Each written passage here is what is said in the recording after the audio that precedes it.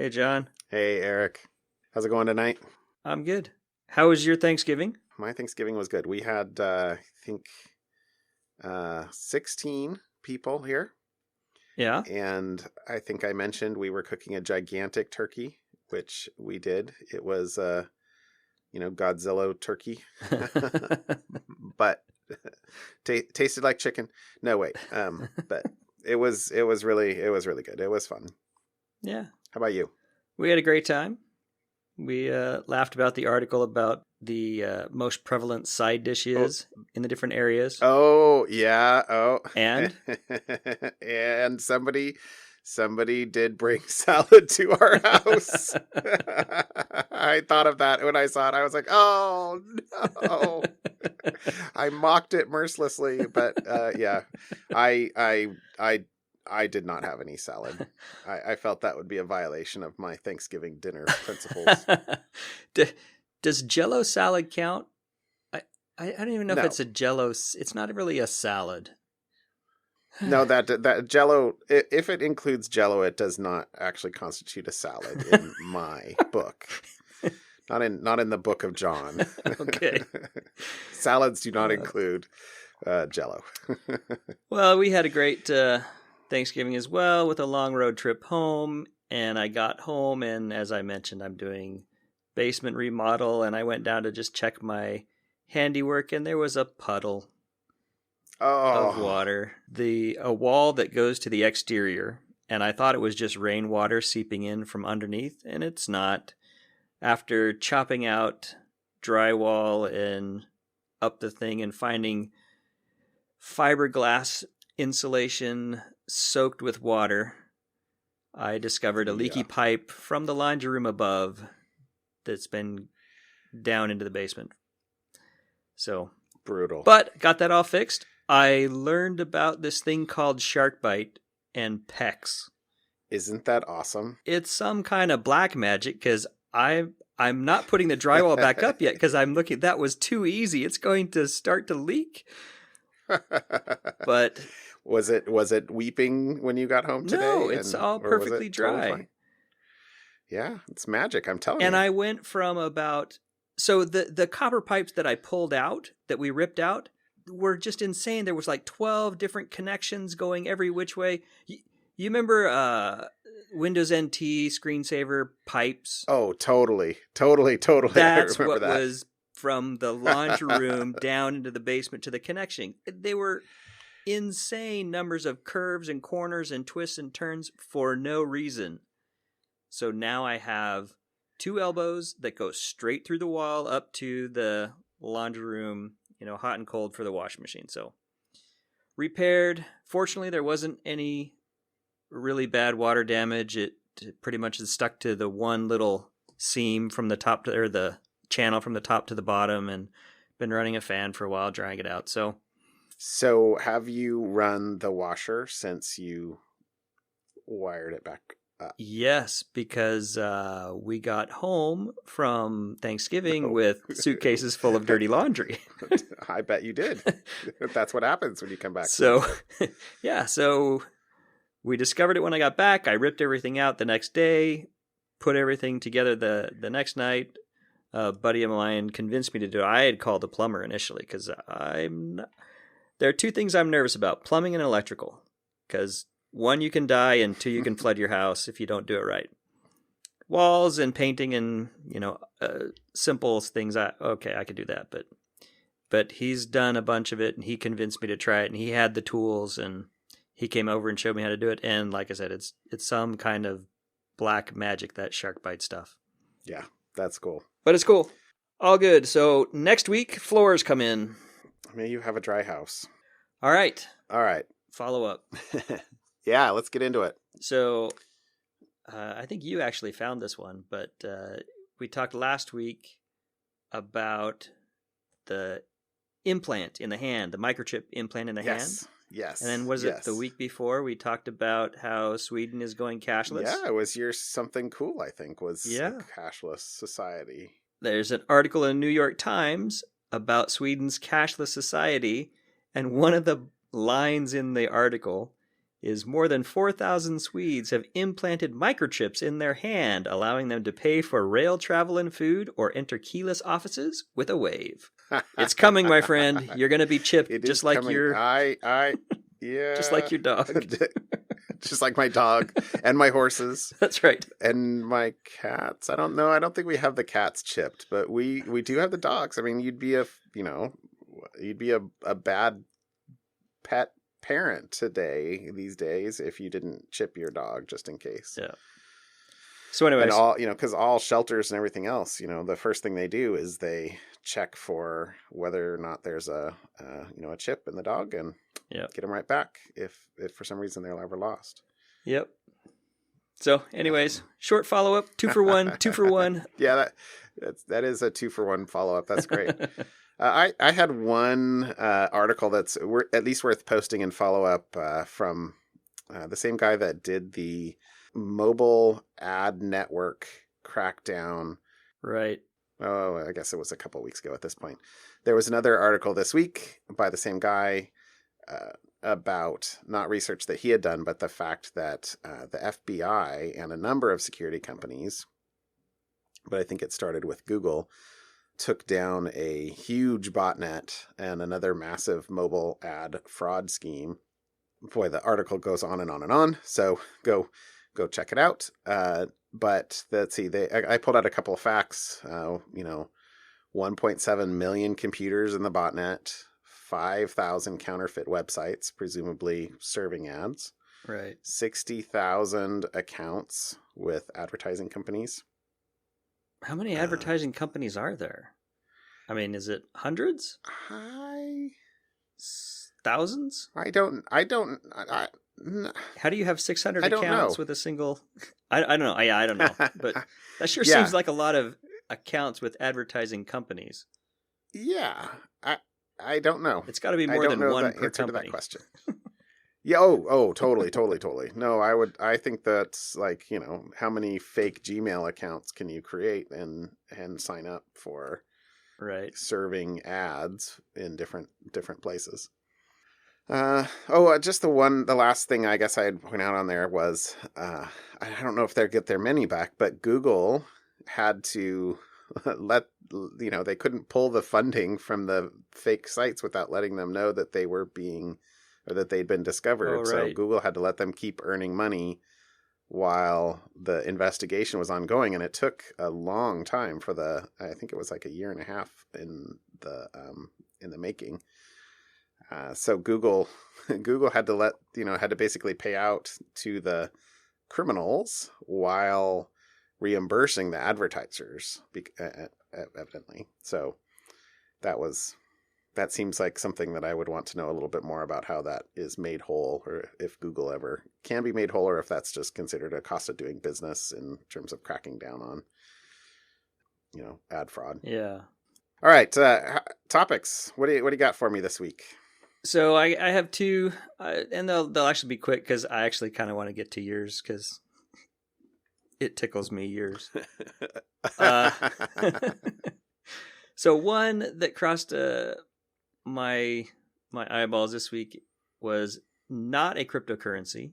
It is a digital currency introduced, chatted about by Richard Stallman from the Free Software Foundation.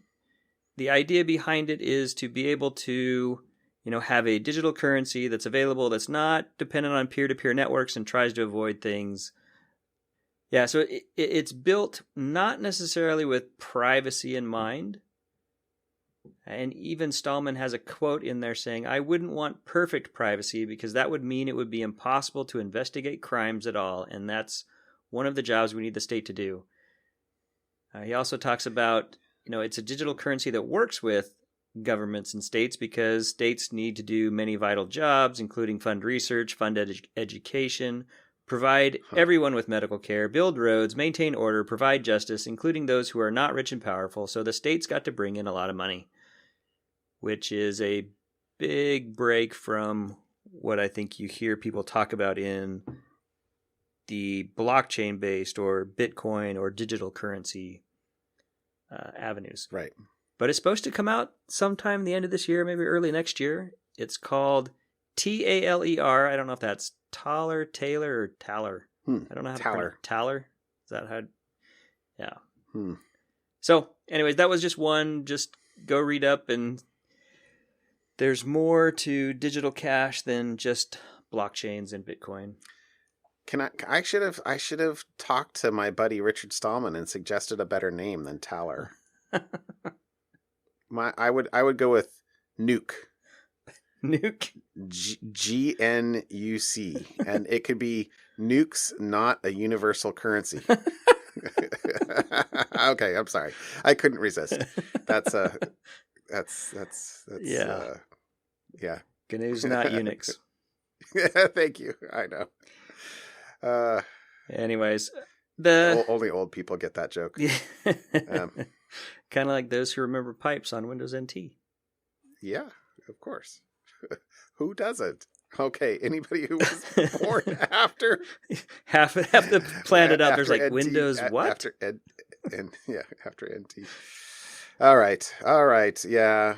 So I gotta say, sorry, I didn't actually read that article, but I struggle to see what the benefit is for a digital currency that, isn't backed by a government. Well, you just stated the point of why people think that we need a digital currency, to have a way to exchange value without depending on a government. But neither here nor there. Now we get into philosophical debates. So my second article, really quick as well, is an Elasticsearch server. Oh, I saw this one. Just floating out there. Actually, a friend of ours from work out in the UK forwarded this over to me earlier this morning. And yeah, security's hard. This one exposed 57 million records, first name, last name, email address, phone number. And it was picked up by Shodan, which is a vulnerability or a security search engine, searches for various things. And a researcher was just doing a review and stumbled across an open Elasticsearch data set, 75 gigabytes worth, something like that. And it will be, if your email was in there, it will be available on Have I Been Pwned. Probably by the time you get this, if your email was in there, you will have received an email if you've signed up with the Have I Been Pwned service. Right. So I haven't gotten one yet, but I assume he's still loading. I haven't checked out Troy Hunt's blog yet. No. But yeah, I did actually read this article. The article wasn't that long, but I guess the other thing that this article mentioned, though, that was interesting as well. Well, two things, I think. The first was, in addition to the 57 million citizens, there were 20-some million business records in there as well, I believe. Right. With a lot of data about the business, including like GPS locations, I think. And then the second thing was, I don't think it's confirmed, but there's at least a conjecture of who it was. Yeah. So the belief is that this was from a Canadian data firm called Data and Leads. Yeah. So glad that all of our personal info's in so many databases around the planet. If you're online, you have no... Yeah. There is no hiding anything online. Yeah. It will get out eventually. Just FYI, everybody, you've all been hacked. Sorry. You should go sign up for Have I Been Pwned's notification service. Yeah. It's a good idea. Yeah. All right. Anyways, those were the two that caught my eye this week. Not big deals. We'll move on to the couple you've got. All right. Yeah, I also have two. Although, again, my first one is a little bit premature. So I saw a post. I assume the keynote for reInvent by Andy Jassy was today, because I saw the post today. But I haven't gotten a chance to watch the keynote yet. But there's a bunch of stuff in there that I'm excited about. So we can post a link to a summary of some of the things that's came out, announcements and pre-announcements and stuff like that. But AWS reInvent is AWS's or Amazon's annual conference, and I think we've actually got a couple friends. I know at least one person that I know is down there. But here's a couple things that I'm super excited about. The first of which is DynamoDB. Dynamo is getting transaction support, so that means you can be assured that when you close a transaction, that it has been it will be written in whole or it will be rolled back in whole. So there's right. This is really important for ACID compliance. Relational databases have done this for years and years and years and years, but NoSQL support is spotty depending on what you're using. They tend to rely on depending on the database it is, blah, blah, you could use quorums and say that, okay, so, N out of M systems have received your write. And so, you can move on. But anyway, Dynamo is AWS's key value service. So that's the first thing, transaction support. And then the second one, I'm almost more excited about this, I think, is they are going to have a DynamoDB as a service where you can pay on a per request basis instead of having to provision a certain level of throughput. And this is super awesome for a group like ours down at work who's doing experiments and things like that. If you're writing a prototype for something, or you're just building out a small experiment, how many reads and writes are you going to have? I mean, sure, if you're working with a big data set, you might do something,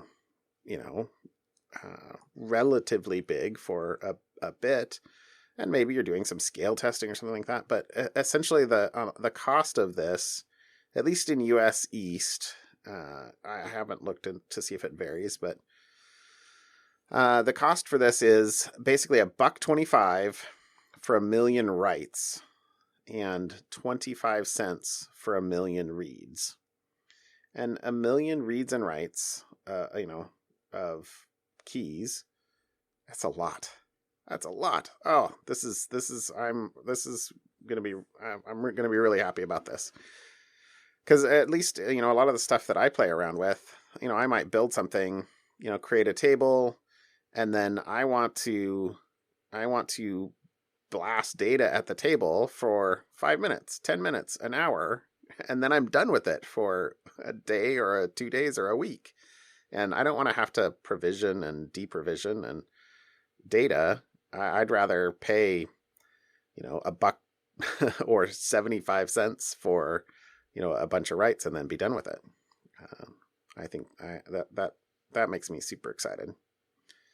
Anyway, I like Dynamo, as you might be able to tell. Cool. So let's see. There's a couple other things. So Outpost. So Azure has had what they call Azure Stack for a couple of years now, at least where they're working on it, and I think it's been in production. I'm not a big Azure guy, but that is where you can basically put a rack in your own data center, and it becomes for Azure kind of like another region, and so you can target starting instances and things like that in that region. So it looks like Outpost is going to be AWS's equivalent. So you can put a rack in your own data center. And all the AWS APIs you can just point at the region of yours and it would spin those up? Yes-ish. So two things and this is just from, initial reading of the page.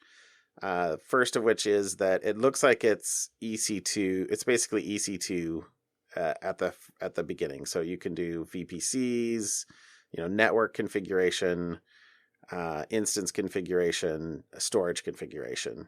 So, I mean, you can kind of think of that as, that's the basics that like OpenStack gave years ago. But yes, you can use the same APIs. So if you've got, AWS EC2 APIs, you can use those. And so that is cool. And maybe there's more info about they'll bring other services over time. In particular, seems like some of the container services like EKS or Fargate would be really, really cool for something like that. But I don't know. So that's interesting. I guess the second point about that is that it sounds like you have to, you buy your hardware from Amazon as well. So you can buy a quarter rack, a half rack, or a full rack. And, it's not bring your own hardware or, hey, just install this software in your existing data center. But okay. So anyway, I'm a little less excited than I was at the beginning when I was like, oh, that could be really cool for kind of hybrid data center models. I get it though, in terms of what hardware they want to support, and what hardware, how complex they want to make the software that is clearly doing that bridging. So there's a bunch of machine learning. The quote or the link we'll post for this section here is to, a post that has a whole bunch of other links to it. But so there's a whole bunch of machine learning improvements, as you would expect. There's a couple of blockchain services. I'm sure you'll be excited about that. Next. I know. So I'll tell you one thing though, that sounds cool. And I love the name Textract. Will extract text from almost any document. I will be curious. I think this just had a link to a sign up for the preview. But I will be curious to see if that works on images as well. If so, that could be really cool to, run against images, pulling data out from signs and stuff like that, or business cards. That could be a nice, service to make available. Well, the line there will extract text from almost any document. Well, aren't most documents mostly text? Sorry, I have not seen anything else, but I'm a little bit underwhelmed by the commentary there. You're like, ooh, are they running strings? Isn't extracting text from documents a well-traveled path? I don't know. I don't know. I don't know what it will do. I love the name though, Textract. Yes, it is a cool name. So there's also a couple of explicitly security services. So in our business and kind of what this podcast is supposed to be about. Mostly. So Control Tower is for organizations that have multiple accounts and kind of having configuration, setting some standards or some guardrails, and then monitoring them. So that's really cool. That might have some impact to startups that are doing that today. Mm-hmm. And then there's another security service called Security Hub, and I haven't had a chance to try the preview. It looks like there was a link to try the preview. It has a security in the name, so maybe that's a good sign. I don't know. But it sounds like that's view all your security events and incidents in one place. Like a SIM? I don't know. I don't know what they're doing there. I'll have to go read some more. I don't know yet. So anyway, there's a ton of stuff. Cool. Every time, Amazon has reInvent, they announce enough stuff that I couldn't ingest it all in a month of Sundays. So, got to kind of pick and choose, but all right. This is always a fun week for learning. Yeah. Learning new stuff. Tell me how awesome JavaScript is now. All right. My real topic. Yeah, this is talk about a dumpster fire. Okay. So this is a how to do the intro on this. I haven't seen a mainstream article about this that we could link to. So the link that I've got is to a GitHub comment thread. And basically, so there's a node package popular on NPM, and the guy who wrote it hadn't been investing time in it. And or it's basically been stale for a couple of years. I don't know, for whatever wrong. Some guy offers to take over maintenance of it, and he doesn't care. He's like, oh sure, whatever. So the volunteer puts a hack in it, publishes a new version, and then after publishing, removes the hack from the source, but leaves the published vulnerable version out there. And this package gets 2 million downloads per week. And since he gave over control, the initial guy couldn't take it out, pull it out of NPM, I guess. So it was a big kind of kerfuffle for getting this out, because there were, as happened a couple of years ago with the whole left pad incident, there were and are a ton of other packages that depend on this one. So this was a package called Event Stream, and just brutal, because there's just no security around Node. It is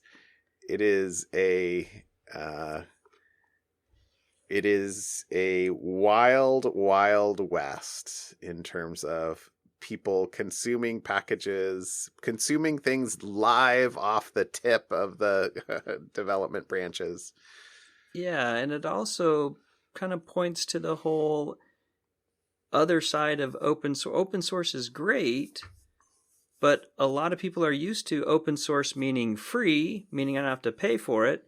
And when someone develops something as popular and gets no compensation for it, at some point they're going to go, well, I just don't have time. I got other things to do. I'm not going to keep maintaining this for free for the whole planet for the rest of my life. Right. And somebody comes along and says, hey, I'll take care of that for you. I use the package. He does.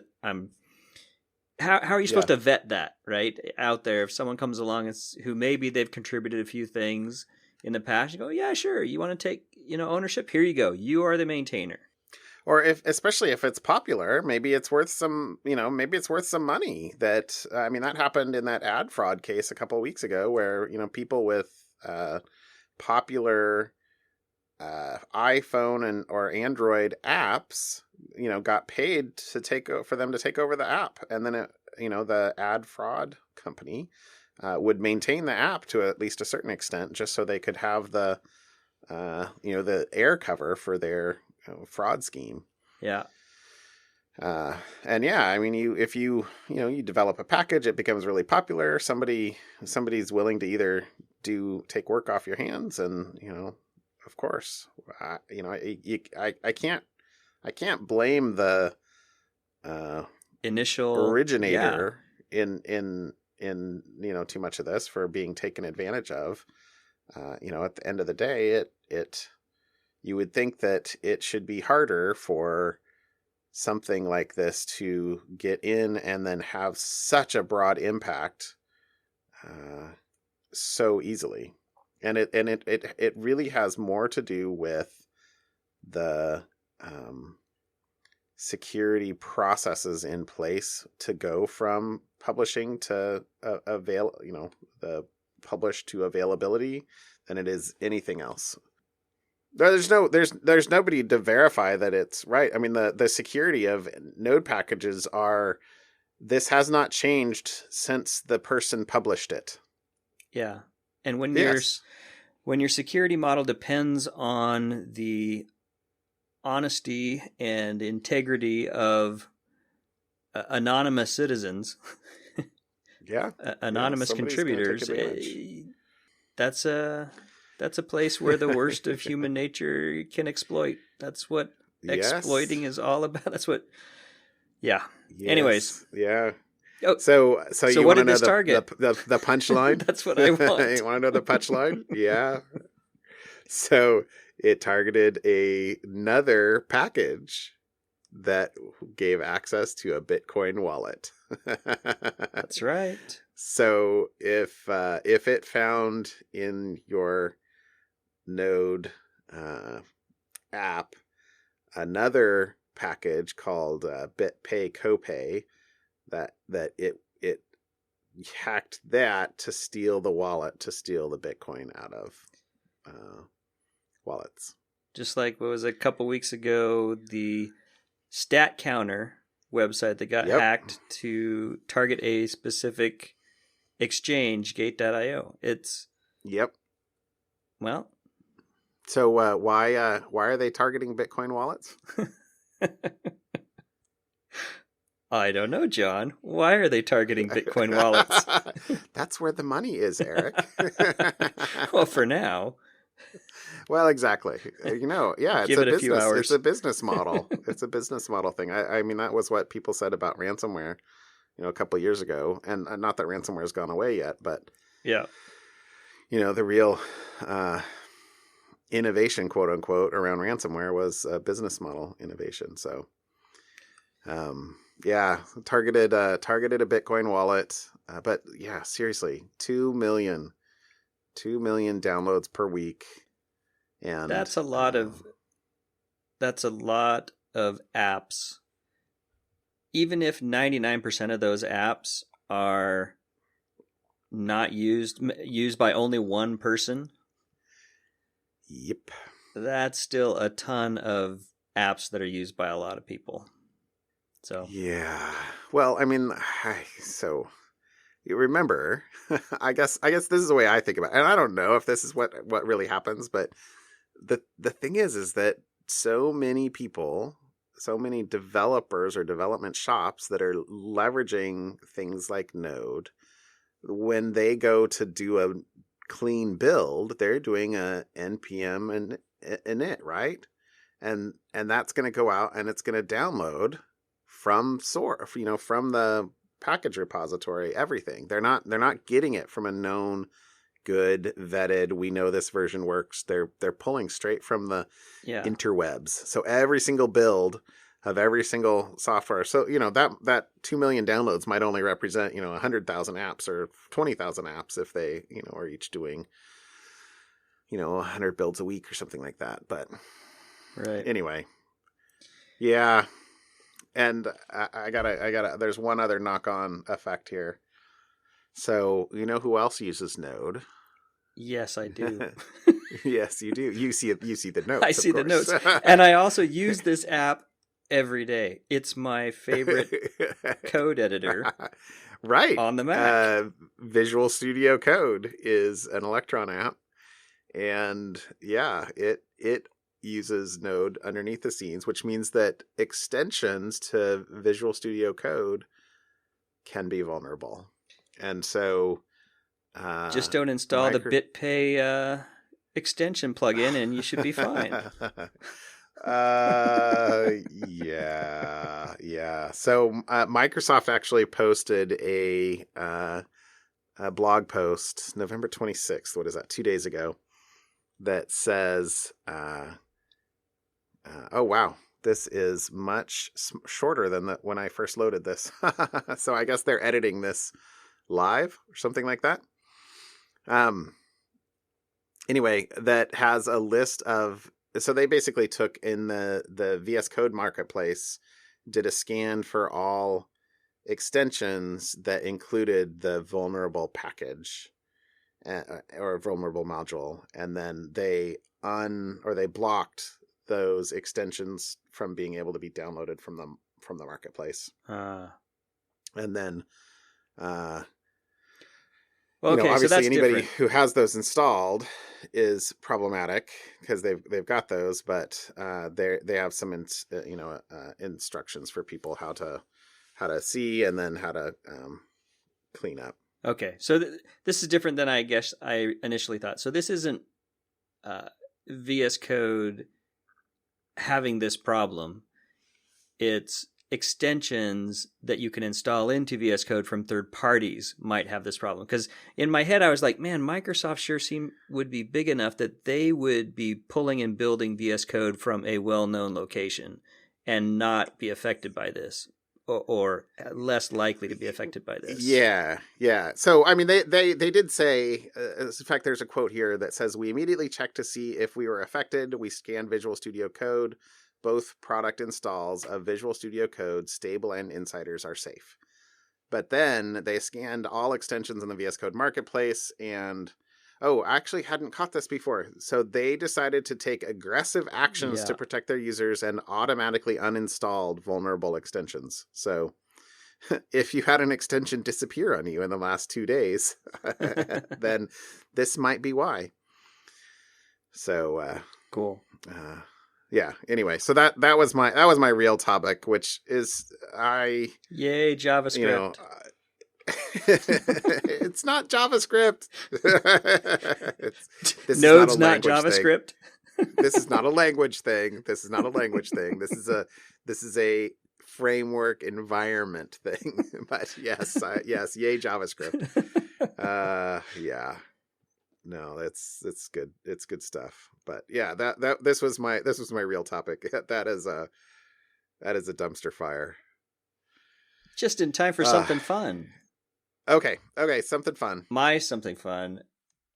I don't know if you've seen it. Well, actually, I do know you've seen it because I do. I just watched it. You just watched it. I just watched it. But it's really cool. It is a time-lapse video of a rocket launch as seen from space. So what a guy did, Riccardo Rossi, he's a 3D graphic designer and photography enthusiast, and he downloaded photographs taken by a camera on board the International Space Station and stitched them together to create a video in that high res of showing a rocket launch from, where was it from?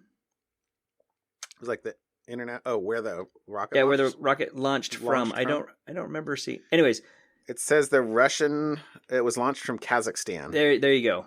Yeah, so it shows the little red dot launching from Earth, getting up through the atmosphere, and then dropping its secondary rockets and boosters. And anyways, the video is just really cool. So we'll post a link to the sci-fi.com where I read this article and saw this you got to go watch the video in full screen. It's really cool. If you like space at all. I didn't watch it in full screen. I'll have to watch it in full screen after this. Really, I did watch really it cool. Just like in the window. I mean, you see Earth and you see the atmosphere and it just looks dirty, which is unfortunate. But you see this little red dot kind of shoot up from Earth as, you're rotating. Anyways, it's well done. The video is very well done. So that's my something fun this week. That is cool. All right. So this is a space something fun week, evidently. Because my something fun is something else that happened on Monday. We landed another robot on the surface of Mars. Isn't that awesome? Sweet. Yes. So I hope that many people, this would not be news to many people listening to us, but the InSight mission, NASA, was successfully landed, which is pretty cool. And the link we'll put in here is actually to their timeline of surface operations. I thought that was the most interesting link out on the NASA website because it kind of goes through what to expect as far as deployment from the different sensors. And so it landed safely. There are 6 images that have been sent back so far. So I guess that's only a couple. But they're super high res on even in the thumbnails. It must have taken 2 minutes to download just the thumbnails of those 6 images. So either NASA has no bandwidth, and I guess I could have right clicked and seen how, or opened up Chrome DevTools and seen how big the files were. But I'm assuming they sent me full res photos, even though I only needed to view 1 by 1 inch thumbnails. anyway, the solar panels were deployed successfully, and it is getting powered up. And there are, let me see if I pull this link back up here again. I think that the most interesting sensor on here is going to be the mole, which is supposed to dig down like 16 feet under the surface or something like that. And that will be cool. But that's one of the last things that they're going to deploy. So what does it say? It says, what is the HP3 mole burrows to its final depth 4 to 6 weeks after placing it on the surface. Oh, this is the heat probe, I think. HP must stand for heat probe. So, which is going to be a couple weeks. So basically, this is all a timeline. But so 1 to 2 weeks, another 3 to 4 weeks, another 2 weeks. So it's going to be a couple months before that is done. But this will be kind of fun to watch. And I actually I started following it on Twitter, so hopefully it'll let me know as it progresses. But since I'm one of those cool Twitter kids now, that all that kind of stuff. Cool.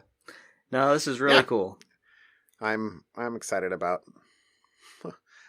I like to see my tax money going to fund things like missions to Mars. That I'm good with. Awesome. All right. Well, another one in the bag. Episode 51. Next week will be episode 52. 1 year. There's something special about 52. Yeah, it's 10 more than 42. I guess it's one more than 51 then, if that's the way you're going to go. All right. Be that way. Have a good night, John. Have a good night. Bye. Bye.